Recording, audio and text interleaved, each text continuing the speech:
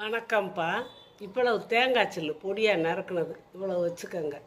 நறுக்கி வச்சுக்கிட்டு இதே அளவு கருவேப்பிலை எடுத்து சுத்தமாக கழுவி 2-3 தடவை கூட கழுவுங்க. ஏன்னா கருவேப்பிலையில் இப்போ மருந்து அடிக்கிறதா கேள்விப்படுறேன் கருவேப்பிலை மரத்துகளில்.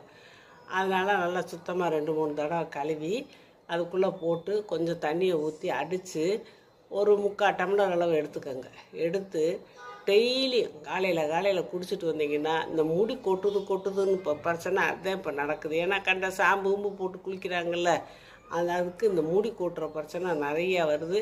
முடி கொட்டாதுப்பா. முடி கொட்டாட்டியே முடி வளர்ச்சி இருக்கும். அப்புறம் இந்த முட்டு வலி அதுவும் சரியாகும்.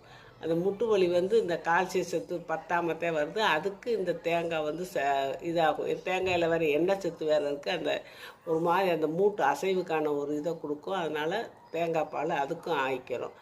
அந்த வயிற்ற வலி, இந்த அல்சர்னால் வயிற்ற வலி இருக்குதுல்ல, அவங்களும் அந்த அல்சர் புண்ணு ஆற்றுறதுக்கும் இந்த தேங்காய் பாலை குடிக்கலாம்.